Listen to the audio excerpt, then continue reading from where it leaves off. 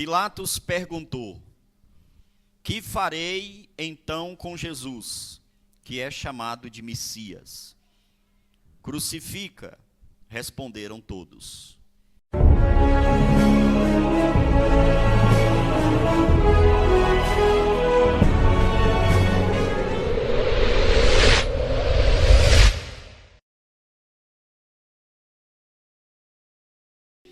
Bom, irmãos, a gente sabe muito bem que a Bíblia diz que nós temos que aceitar Jesus Cristo. Mas aceitar para fazer o quê? Aceitar Jesus para fazer o quê com Ele? Esta é uma grande pergunta, que hoje as igrejas, muitas pessoas, elas questionam que devem aceitar Jesus, que devem receber Jesus, mas para fazer o que com Ele? Então, eu quero nesta noite trazer esse estudo, essa palavra do Senhor sobre esse tema. Que farei de Jesus chamado Cristo? E eu quero que vocês entendam pela palavra de Deus, irmãos. Aqui temos a mais solene pergunta feita por Pilatos, governador de Roma. Pilatos tinha que fazer a decisão final quanto ao destino de Jesus. E ele não sabia o que fazer. Ele não sabia o que fazer. Ele era o governador e ele não sabia o que fazer. Jesus tinha sido julgado pelo tribunal judaico, por onde? Que o condenara por blasfêmia. Tinha sido levado perante Anás, perante quem? E também tinha sido levado perante Caifás. Perante quem? Herodes. Por quem? Só aí já foi quantos, irmão? Tribunal judaico, Anás, Caifás, Herodes, e agora conduzido apressadamente a Pilatos na madrugada daquela sexta-feira, segundo os estudos, no ano 30 da era cristã, no ano 31 da era cristã, segundo os estudos.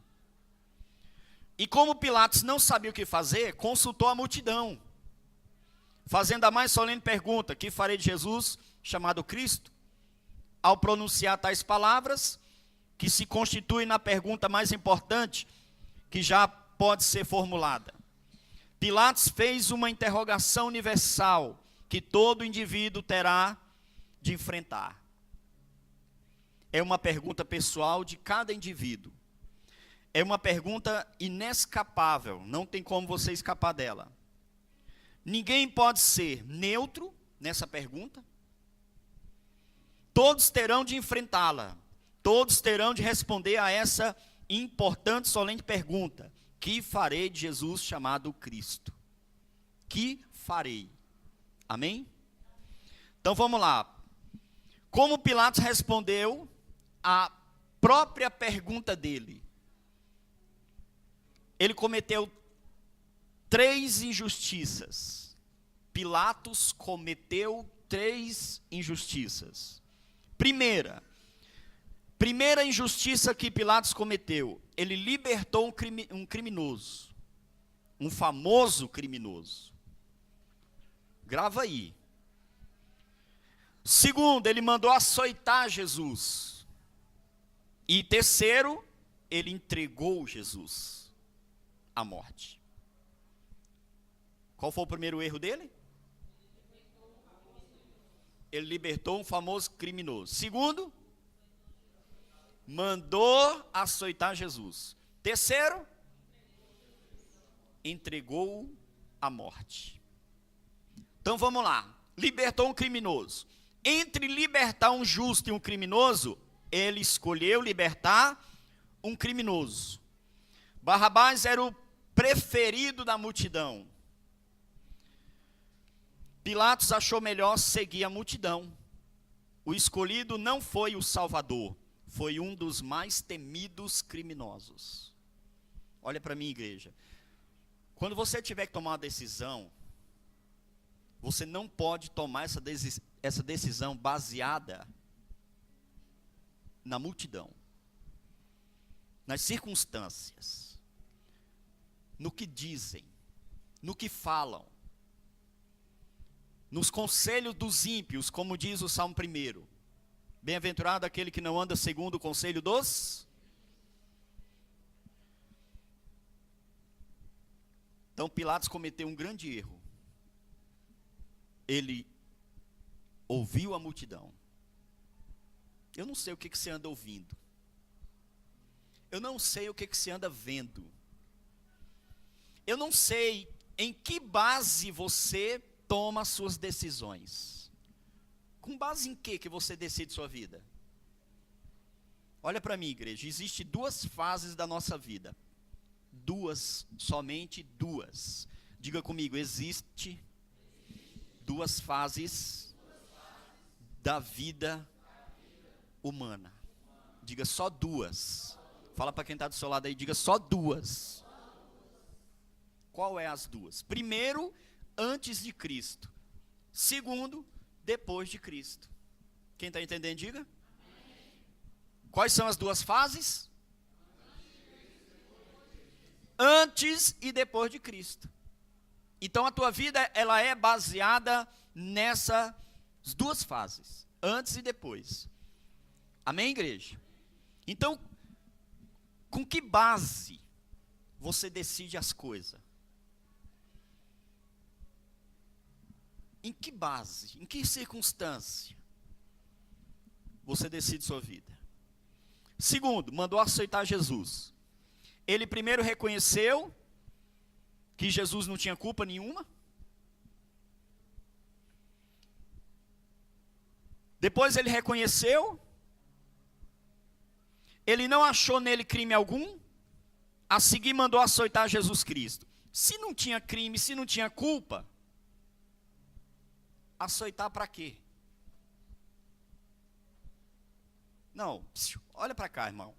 Se não tinha crime, se não tinha culpa, se o governador viu que não tinha nada contra ele, por que açoitá-lo? Como pode fazer isso? Se Jesus não é culpado, como pode Pilatos mandar açoitá-lo? Os judeus perceberam sua vacilação e insistiram: crucifica a este, solta Barrabás. A multidão percebeu que Pilatos estava vacilando. Vacilando era reconhecendo que Jesus não tinha culpa nenhuma. Com medo de Pilatos soltar Jesus, a multidão começa a gritar: crucifica ele! Quer ver? Mais ou menos assim. Vamos falar todo mundo junto? Crucifica ele. Vai, 1, 2, 3 e já! Agora você multiplica isso aqui, irmãos, por 1 milhão. No ouvido de uma pessoa que já estava com dúvida, que já não sabia o que fazer. Agora olha para mim, o que isso tem a ver com nossos dias atuais? Pressão. Pressão. Olha para mim, pressão. Tem gente que não aguenta pressão.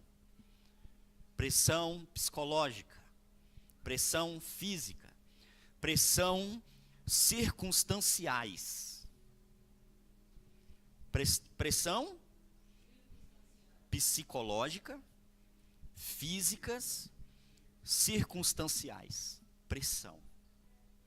Tem gente que é fácil ser manipulado por causa que não aguenta pressão. E é aí que nós temos que entender e compreender que tem pessoas que tomam decisões por causa de pressões, seja qual for dessas 3 que falei para vocês aqui, e aí lá na frente, lá na frente,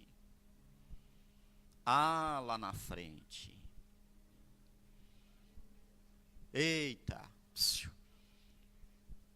pelo amanhã não existir, pelo amanhã pertencer a Deus, presta atenção, pelo amanhã não existir, pelo amanhã pertencer a Deus, nós aparentemente estamos vulneráveis ao amanhã. Por que vulneráveis? Porque não sabemos o dia de amanhã, não pertence a nós. Se não pertence a nós, nós não temos domínio dele. Se nós não temos domínio, nós somos presas fáceis. Você está entendendo? Diga misericórdia. Terceiro lugar, ele entrega Jesus. Por que ele entregou Jesus? Pressão. Ao entregar Jesus aos líderes judaicos, Pilatos o condenou à morte. E morte de cruz, a pior morte, a morte mais horrenda e vergonhosa. Pilatos nunca mais teve paz de espírito. O que eu falei? Não é eu que falo, é a Bíblia que mostra, que revela. Vai estudar a Bíblia e depois vai estudar. Bota nesse celular que tem internet, bota no seu computador que tem internet, vida de Pilatos após a morte de Jesus. Para você ver o que Pilatos passou, como é que foi a vida dele.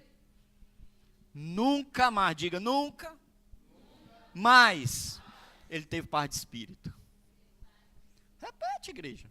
Nunca mais ele teve o quê? Tem gente que hoje não tem paz por causa de decisões precipitadas, pressionadas por causa das circunstâncias. Uma vez eu vi uma jovem dizer que ela tomou uma decisão porque ela estava passando por uma circunstância e essa circunstância a deixou amedrontada.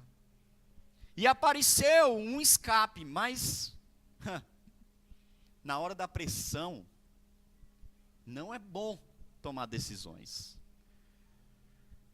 Uma vez eu preguei aqui que não é bom tomar decisões quando a pessoa está irada. E hoje eu estou pregando aqui outra maneira errada de tomar decisões, é quando você está pressionado. Quando a pessoa está pressionada. Então, Pilatos, ele cometeu 3 injustiças. Libertou um criminoso, mandou açoitar Jesus e entregou ele à morte. Porque não sabia o que fazer com Jesus. A pior coisa que tem é uma pessoa que toma decisões por outras pessoas. Pior coisa que tem é uma pessoa que a vida toda dela foi tomada decisões pelas pressões da vida, pelas circunstâncias da vida a levaram, a conduziram. Quem entendeu, diga amém. Como outros homens responderam à pergunta? Judas, aquele que traiu Jesus, Judas, também não sabia o que fazer de Jesus. Judas era um homem de talentos especiais, admirado por muitas pessoas, inclusive pelos outros discípulos.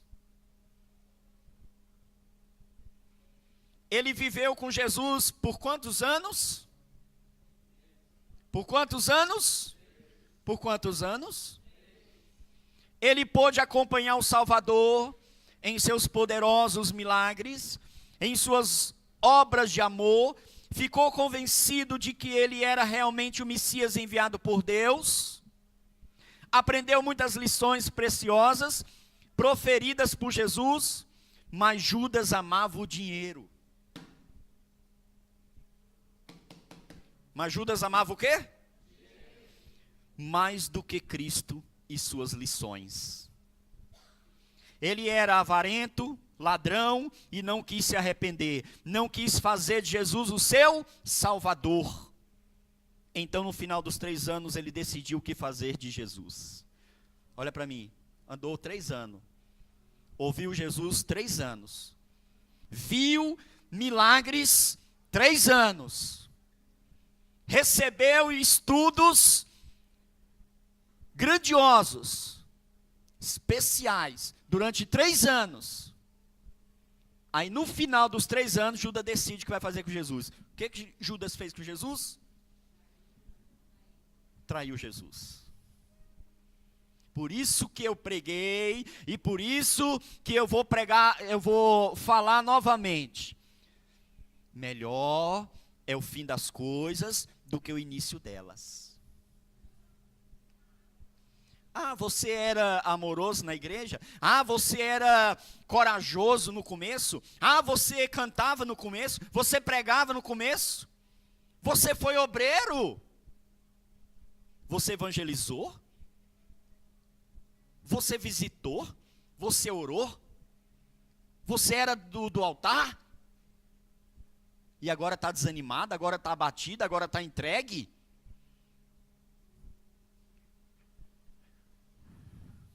Depois de 3 anos, Judas decide o que vai fazer com Jesus.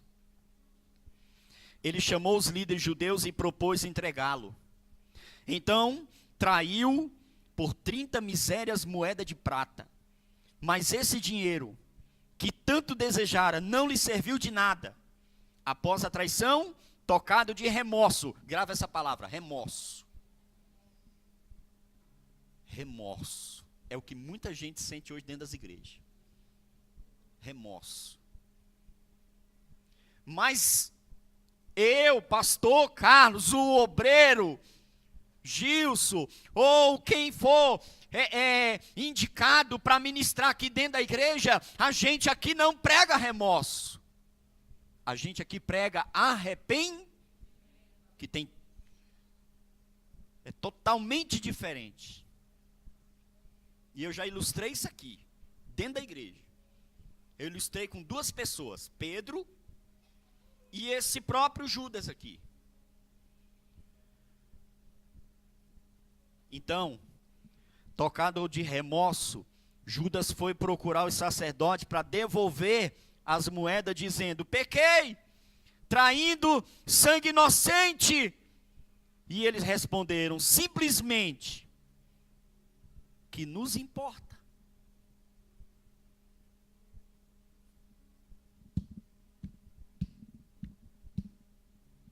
Olha para mim. Quando o crente peca, olha para mim, quando quando a igreja peca, e aí bate o remorso, aí ela vira para o mundo e diz: pequei. Aí o mundo diz: ó, que nos importa? Ei, olha para mim, irmão. A bebida fala para você: que me importa? O cigarro, as drogas, diz para você: que me importa? A traição diz para nós: que me importa? A falta de comprometimento com Deus ou compromisso com a igreja diz para você: que me importa? A sua ira, a sua revolta, a sua insignificância com as coisas de Deus, diz assim: que me importa? Qual a diferença pastor, qual a diferença? Como é que eu sei que eu estou arrependido ou que eu estou com remorso? É porque o remorso não reconhece como deveria reconhecer. Não é esse reconhecimento aqui que Judas teve, não, ó. Entreguei um homem inocente. Ele simplesmente teve remorso. E por ele ter remorso, ele foi devolver as moedas. Até aí as pessoas podem dizer: ai, pastor, ele reconheceu, ele foi devolver as moedas. E depois disso, ele foi fazer o quê? Meu irmão, você tem que entender o que é remorso para você não ser pego de surpresa. Para você achar que está arrependido. Não é só Judas, não. Teve outra pessoa que teve remorso, que matou o irmão dele lá no início do mundo. que depois foi falar diretamente com Deus. Uai, eu pequei tanto assim que eu não posso ter perdão. Ele não se arrependeu, ele teve remorso. Depois que Deus apareceu para Caim e disse a Caim que o sangue de Abel estava clamando. Aí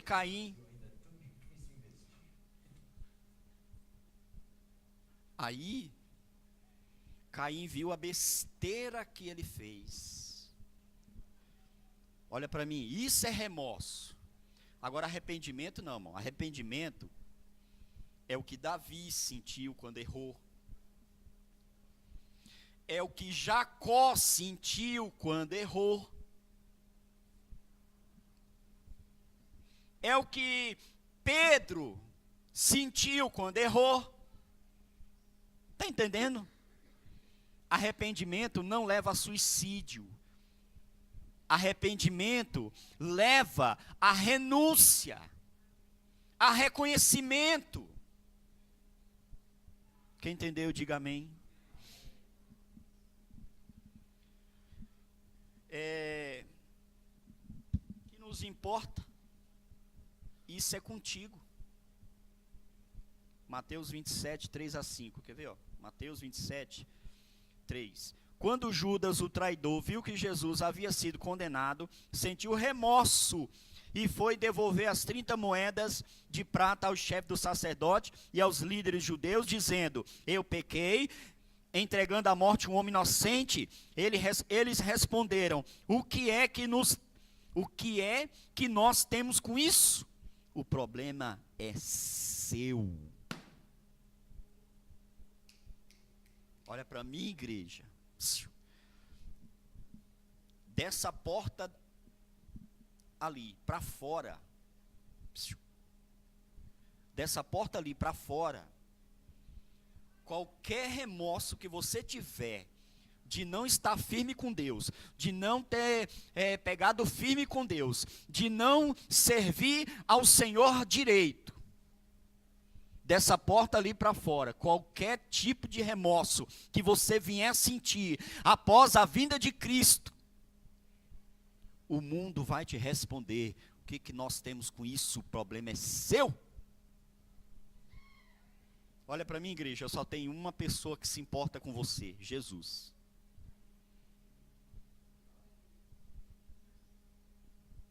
E esse que vos fala.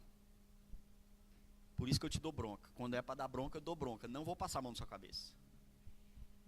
Porque eu me importo com a sua vida.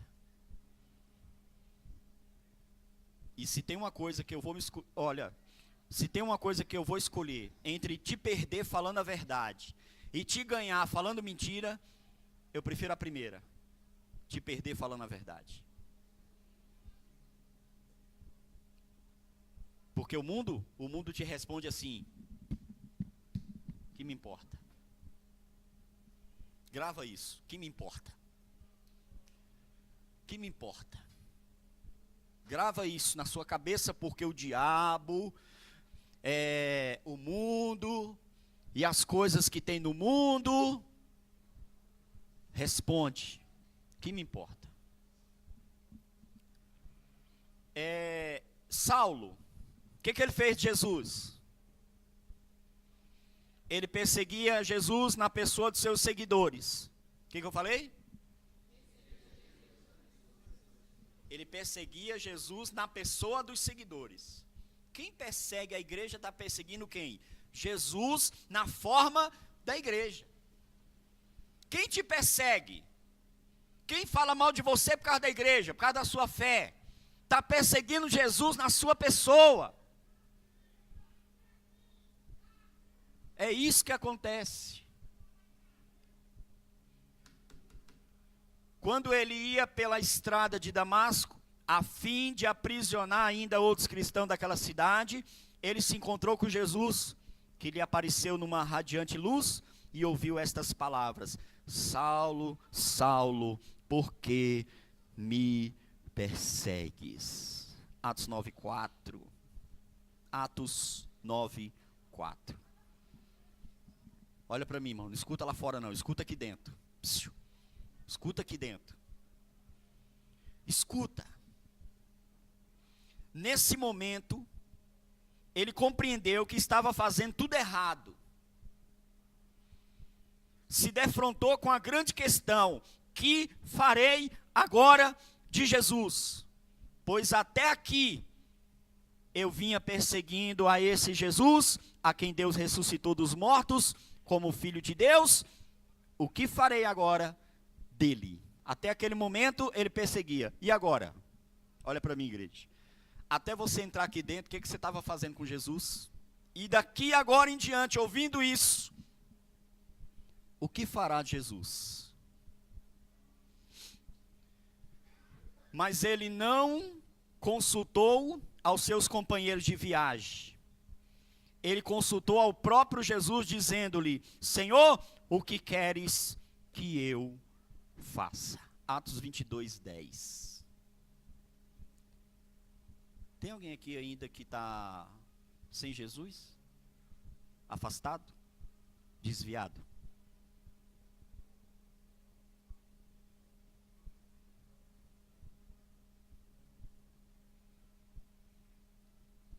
Eu te convido a arrepender. Eu não te convido para aceitar Jesus, não. Eu te convido para tu arrepender. Arrependa-te. Arrepender de quê? De ter saído, de ter se afastado, de não ter aceitado, de resistir. Hoje não, hoje não, hoje não, hoje não, hoje não, hoje não, hoje não, hoje não. Se eu fosse vocês, eu ia ler a Bíblia, porque é mais fácil. Porque a palavra do Senhor diz o que aconteceu, o que vai acontecer, o que está acontecendo. Está tudo aqui. Está entendendo? Sim ou não? Então esse Saulo aqui, ele passou por isso. Vamos ver outra aqui. Nicodemos aceitou a Jesus como seu Salvador. Deixa eu só fechar aqui, irmão. Saulo não consultou os companheiros. Ele consultou o próprio Jesus. Saulo perseguidor se tornou em Paulo perseguido. Um cristão autêntico. Um cristão o quê? Um cristão o quê? Fazendo de Jesus o seu salvador pessoal e levando outros milhares à salvação. Nicodemos aceitou a Jesus como seu salvador. Ele teve um encontro com o amado mestre, ouviu atentamente as suas palavras e compreendeu o plano de salvação. Então passou a defender a Jesus até diante do tribunal judaico, o sinédrio.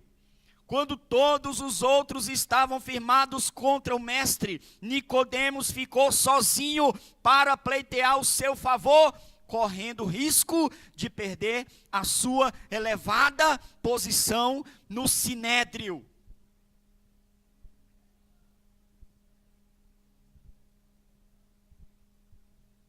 Ser expulso do tribunal e da própria sinagoga. Ei, Nicodemos, aquele que foi ter na calada da noite com Jesus, que Jesus pregou para ele, quando Jesus pregou tudo aquilo para ele, ele foi defender a causa de Jesus e ele ficou sozinho. Quando Jesus morreu,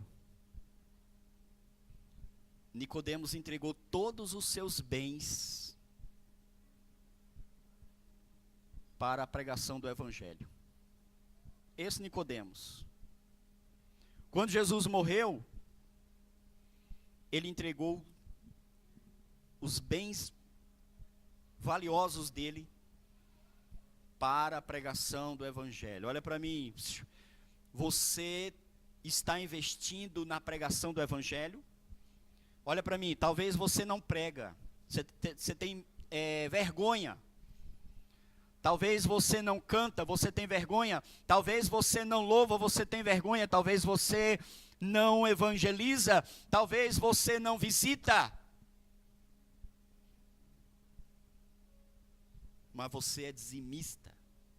Você é ofertante. E você está patrocinando a pregação, o evangelismo, a visita. Você está patrocinando tudo isso. E Deus vai te recompensar. Só isso. E Deus vai te recompensar. Talvez você não prega, mas a sua fidelidade patrocina a pregação. É isso que a palavra de Deus requer. Quem está entendendo? Talvez você não tenha o dom de visitar hospital, presídio, morador de rua, mas a tua fidelidade faz isso. Amém? Glória a Deus. Você patrocina isso. Nicodemos, quando Jesus morreu, ele entregou os bens dele para a pregação do evangelho. Pega o seu celular que tem internet e digita história de Nicodemos após Jesus.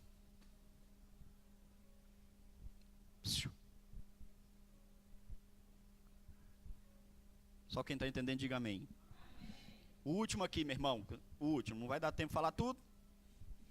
Pedro negou a Jesus vergonhosamente. O que eu falei? Após tanto tempo em que tinha estado com Jesus, não se conhecia nem mesmo a si próprio. Jurou fidelidade até a morte. E foi advertido por Jesus de que ele o negaria naquela mesma noite. Ele respondeu que jamais faria aquilo, mesmo se outros fizessem.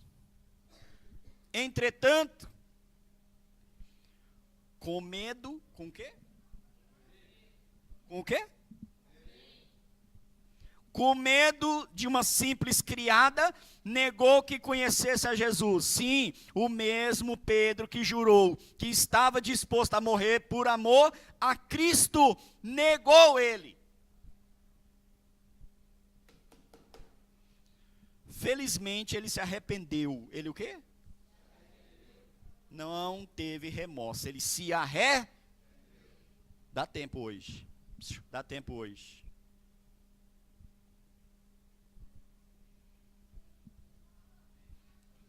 Não vai fazer como minha mãe, tá?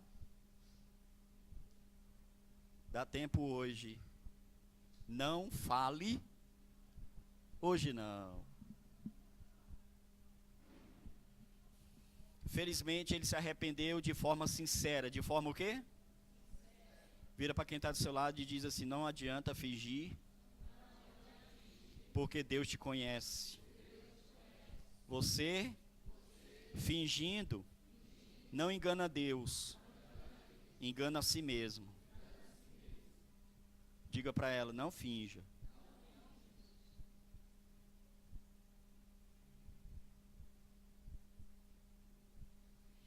Tornou-se um grande apóstolo do Mestre e no final do seu ministério deu a vida por amor a Cristo, sendo crucificado de cabeça para baixo. Você sabia que Pedro foi crucificado de cabeça para baixo?